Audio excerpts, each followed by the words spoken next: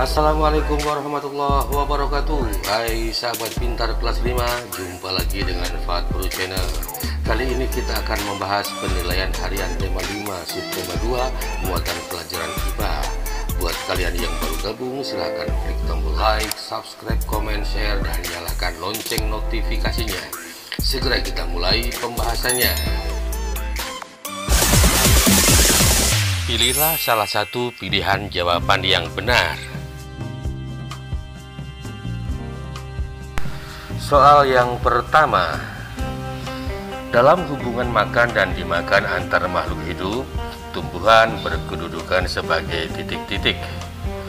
A. Predator, B. Pengurai, C. Produsen, dan D. Konsumen.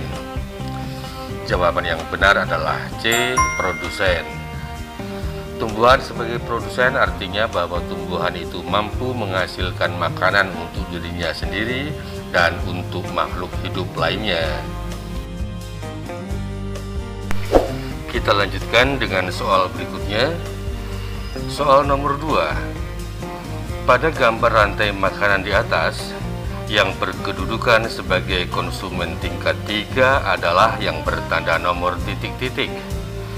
A nomor 3, B nomor 4, C nomor 5, dan D nomor 6.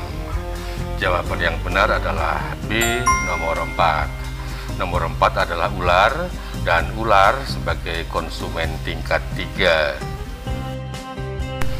Soal nomor 3. Pada rantai makanan mulai dari padi sampai burung elang, yang berkedudukan sebagai konsumen puncak adalah burung elang. Benar atau salahkah pernyataan tersebut?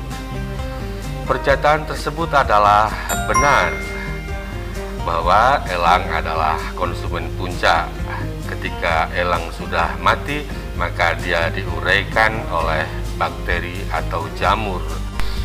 Kita ke soal berikutnya, soal nomor 4. Berikut ini contoh terjadinya rantai makanan yang benar, yaitu titik-titik. A. Padi dimakan ulat, ulat dimakan ayam, dan ayam dimakan elang. B. Padi dimakan ayam, ayam dimakan elang, dan elang dimakan ulat. C. Padi dimakan elang dimakan ulat, ulat dimakan ayam. Dari yang terakhir yang D. Padi dimakan elang dimakan ayam, dan ayam dimakan ulat. Jawaban yang benar adalah A. Padi dimakan ulat, ulat dimakan ayam, dan ayam dimakan elang. Nomor 5. Makhluk hidup yang menguraikan kembali zat-zat makanan yang semula terdapat dalam tubuh hewan dan tumbuhan yang telah mati disebut sebagai titik-titik. A. Konsumen 2, B. Konsumen 1, C. Produsen, dan D. Pengurai. Jawaban yang benar adalah D. Pengurai. Nomor 6. Sekumpulan tumbuhan hijau yang sangat kecil ukurannya dan melayang-layang di dalam air disebut titik-titik. A. Fitoplankton, B. Zooplankton, C. Ganggang, dan D. Teratai. Jawaban yang benar adalah A. Fitoplankton. Nomor 7. Pernyataan tentang peran tumbuhan berikut ini yang benar adalah titik-titik. A. Sebagai produsen bagi makhluk lain, B. Menghasilkan bahan dan zat makanan, C. Sebagai zat pengurai bagi makhluk lain, D. Mampu melakukan proses fotosintesis. Jawaban yang benar pada soal ini lebih dari satu. Maka pernyataan yang benar adalah A. Sebagai produsen bagi makhluk lain, B. Menghasilkan bahan dan zat makanan, D. Mampu melakukan proses fotosintesis. 8. Zooplankton adalah sekumpulan tumbuhan sangat kecil yang melayang-layang di dalam air. Benar atau salahkah pernyataan tersebut? Pernyataan tersebut adalah salah. Zooplankton adalah sekumpulan hewan-hewan kecil yang melayang-layang di dalam air, bukan tumbuhan. 9. Tumbuhan seperti rotan dan anggrek, serta hewan seperti kera, burung, badak, harimau merupakan anggota ekosistem titik-titik. A. Hutan tropis, B. Hutan sabana, C. Padang rumput, dan D. Hutan hujan tropis. Jawaban yang benar adalah D. Hutan hujan tropis. Soal berikutnya, nomor 10. Tumbuhan seperti cemara dan pinus serta hewan seperti beruang hitam dan ajak biasanya hidup di ekosistem titik-titik. A. Taiga, B. Hutan, C. Tundra, dan D. Gurun. Jawaban yang benar adalah A. Taiga. Soal nomor 11. Gambar di samping ini menunjukkan terjadinya simbiosis titik-titik. A. Parasitisme, B. Mutualisme, C. Komensalisme, dan D. Amensalisme. Jawaban yang benar adalah B. Mutualisme. Gambar tersebut menunjukkan terjadinya simbiosis mutualisme yang saling menguntungkan antara bunga dan kupu-kupu. Kupu-kupu diuntungkan mendapatkan madu, dan bunga diuntungkan karena dibantu penyerbukannya oleh kupu-kupu.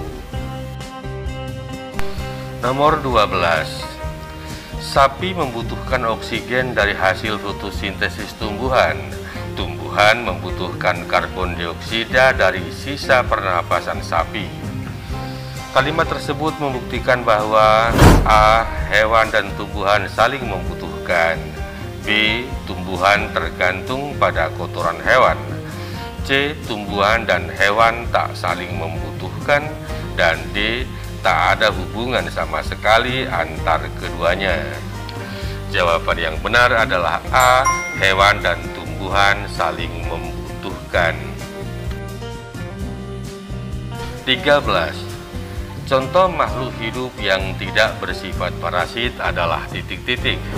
A. Cacing perut, B. Kutu rambut, C. Anggrek, dan D. Benalu.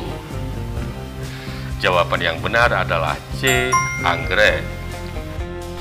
Hewan parasit maksudnya hewan yang menimbulkan kerugian jika dia menumpang atau menempel pada makhluk lain. Seperti cacing, dia akan menimbulkan kerugian bagi manusia ketika bersarang di perut manusia. Kutu rambut menimbulkan rasa gatal ketika bersarang di rambut, dan benalu menimbulkan kerugian bagi pohon mangga ketika dia menumpang pada pohon mangga. Soal nomor 14. Perhatikan gambar berikut ini. Gambar tersebut menunjukkan terjadinya simbiosis titik-titik. A. Komensalisme, B. Amensalisme, C. Parasitisme, dan D. Mutualisme. Jawaban yang benar adalah A. Komensalisme. Ikan hiu tidak merugikan bagi ikan remora. Ikan remora juga tidak merugikan bagi ikan hiu. Ikan remora merasa nyaman berada di ikan hiu, dan ikan hiu tidak dirugikan oleh keberadaan ikan remora. Jadi, ikan remora mendapat keuntungan, sedangkan ikan hiu tidak mendapatkan kerugian maupun keuntungan. Itulah yang disebut dengan simbiosis komensalisme. Nomor 15. Simbiosis mutualisme antar dua makhluk hidup terjadi jika hubungan antar keduanya titik-titik. A. Sama-sama merugikan, B. Saling menguntungkan, C. Tidak ada yang diuntungkan, dan D. Tidak menghasilkan apa-apa. Jawaban yang benar adalah B. Saling menguntungkan. Selanjutnya isilah titik-titik dengan jawaban yang benar. Kita lanjutkan lagi di bagian ini dengan soal nomor 16. Antara padi dan ulat yang berkedudukan sebagai produsen adalah titik-titik. Jawabnya adalah padi. 17. Makhluk hidup dalam satu ekosistem terlibat dalam persaingan agar dapat titik-titik. Jawabnya adalah bertahan hidup. 18. Hubungan khas antar dua makhluk hidup yang berbeda disebut titik-titik. Jawabnya adalah simbiosis. Nomor 19. Hubungan khas dua makhluk hidup yang saling menguntungkan disebut titik-titik. Jawabnya adalah simbiosis mutualisme. Kemudian soal yang terakhir nomor 20.